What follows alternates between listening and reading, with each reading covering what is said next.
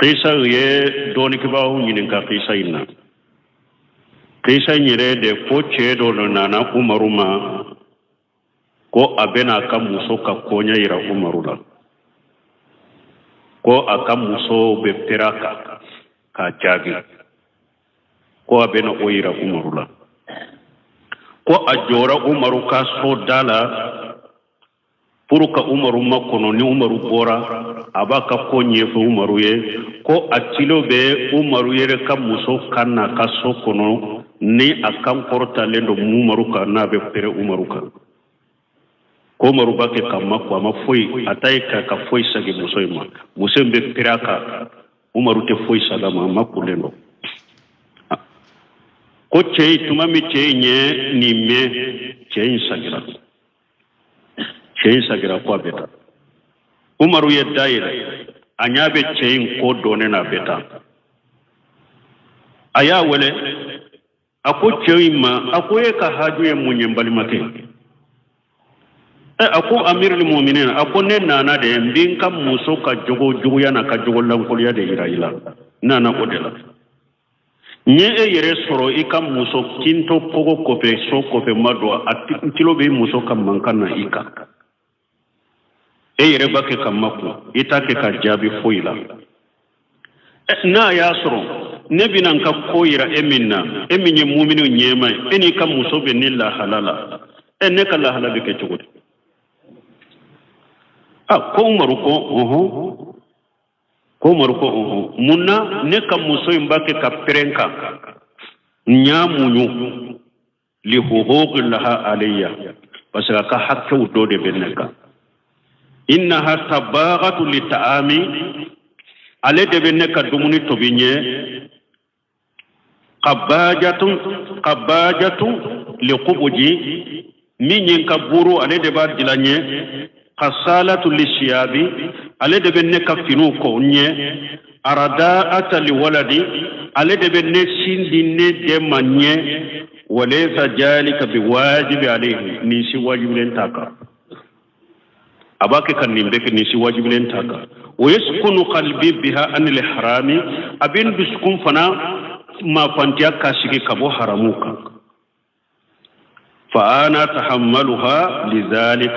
نند قصو أباك كفوكو كنبا مو أو تشين كو أمير المؤمنين أكو نفنا نكا مصوبة نجوغو دلو نفنا كا مصوبة نونون دكينيو أو كو أولا أمرو كو مبالي ما كي ولا أمونيو دنيا وغتي فتني دي أما كيسا يمي مياكادو وديا كويتين نكيسا سوغو مني لا كتبا ونفعونا usahali kagere nin qisa al-qusas qisa folaw ani muso wajulu kala munun be jamana kono yawlu de ka kuma yinunu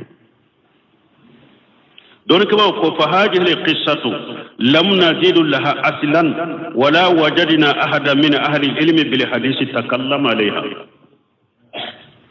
don ke ba ko kunnin qisa ko malle siri surala nin qisa malle siri surala amma ya hadisa don baka si doni ke ba nyuma yere hadisa don baka amma ya moce kuma naka amma ya ko moce foni hadisa ka wa inna ma jakaraha shaykh Sulaiman ibn Muhammad al-Jurami al-Faqih as-Safai fi hashiyati ala sarh al-manhaj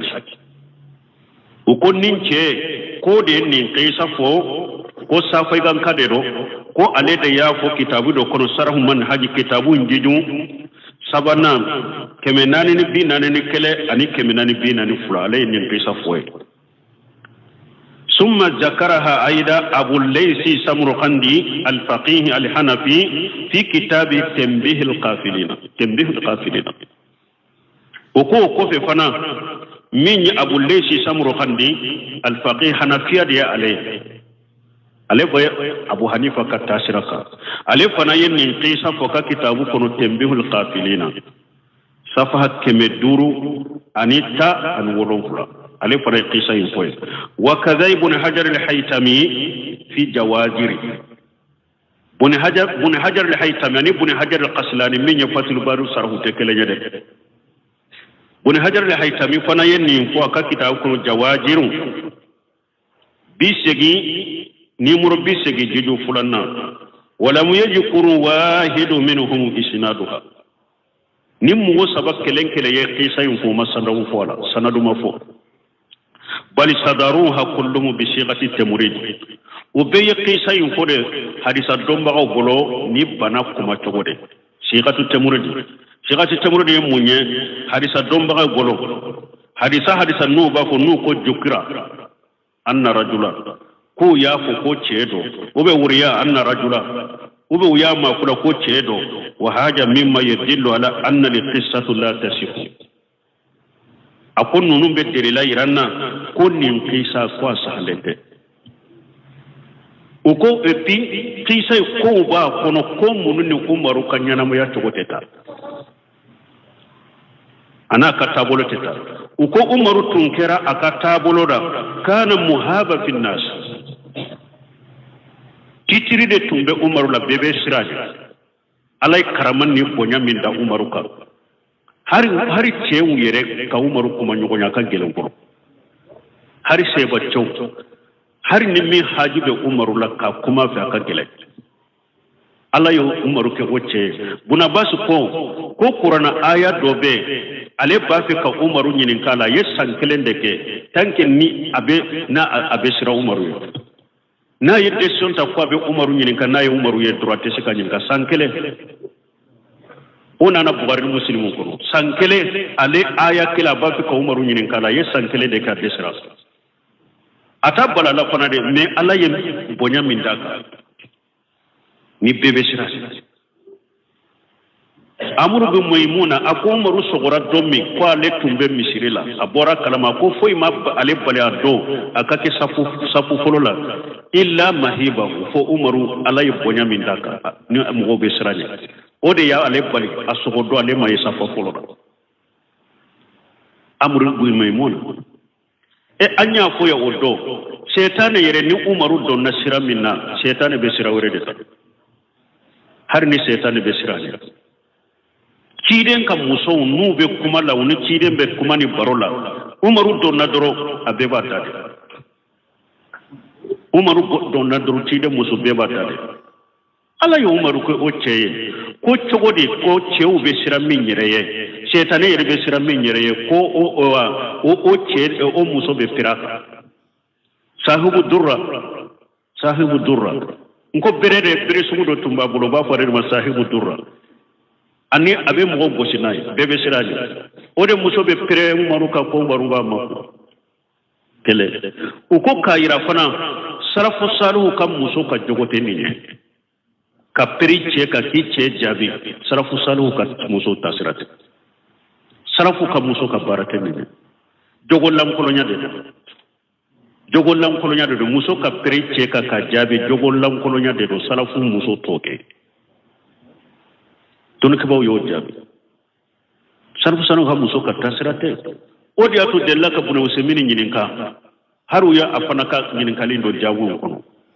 ko muso do aba akam korota cheka ka che jabi akum muso min boke adabu baliya de jogollam kono nya de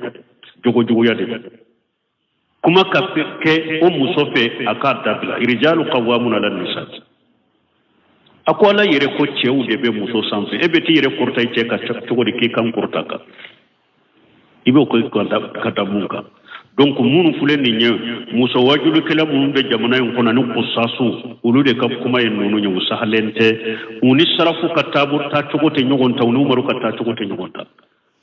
delila to la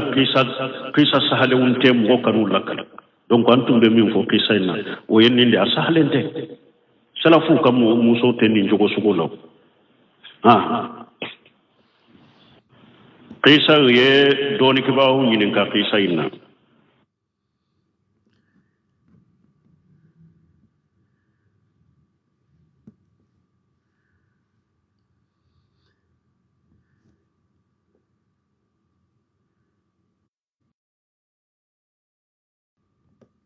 ninye min nyininka ako jamana imbe togo misisa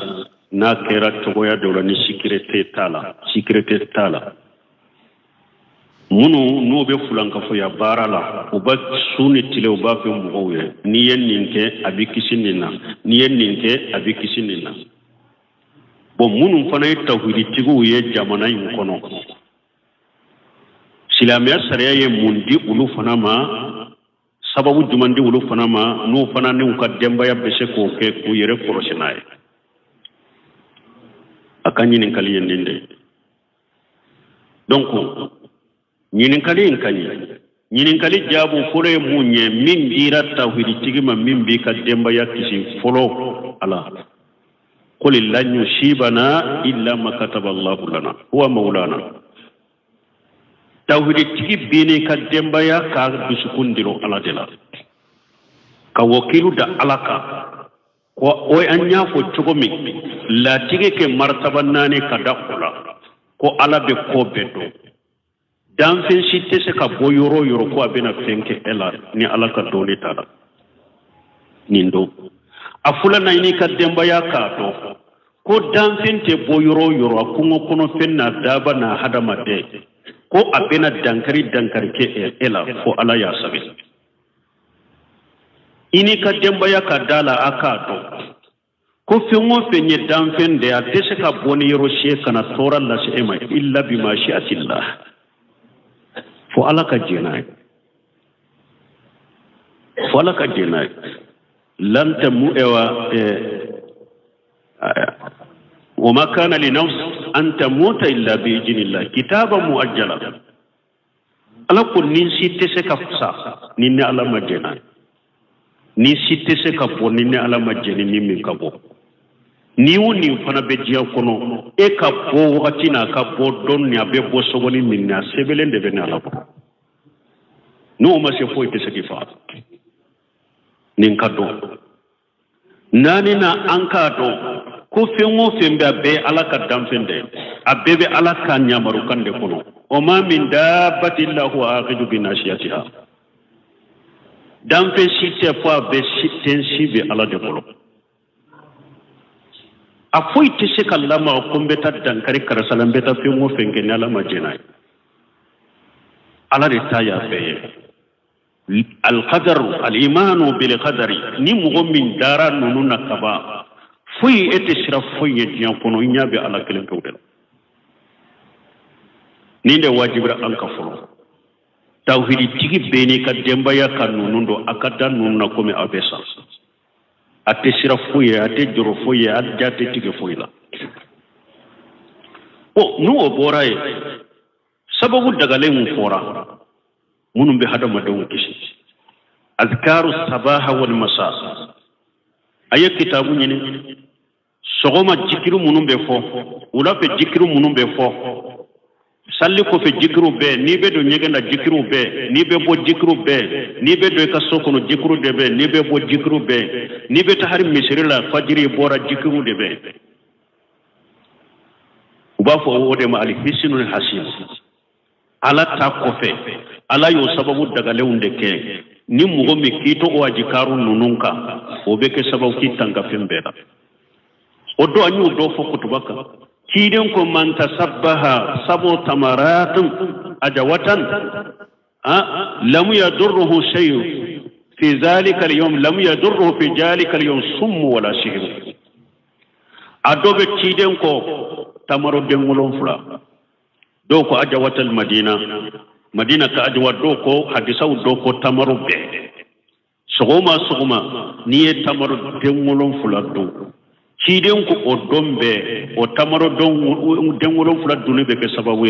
ki kisi ka bo posone toro mani dabali suratul baqara laba amanna rasul bima unjila ilayhi kiden ko ayatayn min akhir suratul baqara man qara'ahuma kafatahu ako aya kula suratul baqara labanna mogo nuye ulu kala sufe de ubu wasaka bo fembe qul huwa allah ahad wal muawwijatan kiden ko niyen nunun kala sinya saba ulafe ube sinya fala sogoma takfika min kulli shay nunun bi wasaka bo fembe donc tawhid tigun ulu fana kanka sababu munun ke alaka korosili kofe azikaru munun nana donc u fo ulu ɲini k'u dosi ka to k'u fɔ o bɛ kɛ sababu ala ta kɔfɛ ni sariya bɛ min di aw ma o ye o de minnu ye musirikiw ta ye moriganaw ta ye filomaniw ta dɔmatigiw ta olu ta ye fu ye o dɔw yɛrɛ b'o moriganaya kɛ ko ale bɛ nɛgɛ aya dɔ d'i ma ou bien arabe bɛ fɛn dɔ d'i ma ale yɛrɛ bɛ sa tɛ bɔ a kalama yɛrɛ olu ta ye fu de ani nkalon donc aw ta a ka ala minɛ o tɛmɛnen kɔfɛ donc a ka ajikaru ninnu fɔ ciden y'o de fɔ wa'lamu anna al-ummata law istamata lan yanfawka bi shay lam yanfawka illa bi shay qad katabahu Allahu laka wa in istamaw ala an yadurruka bi shay'in lam yadurruka illa bi shay qad katabahu Allahu alayka rufiyat al-aqlam wa juffat as-suhuf ciden koy ka do ni diya be farla ɲɔgɔn kan ko b'u nafa u tɛ se k'u nafa ni foyi ye ni ala ma min sabu ni diɲɛ bɛ farala ɲɔgɔn kan fana ko an ka karasa tɔɔrɔ dɔ an ka dogo de an ka faga de bi u tɛ se ka foyi k'i la ni ala ma min sabu kan kalimu kɔrɔ t'a la papiye ni latigɛ jara ayiwa tawhiditigiw sariya ye nin de di aw ma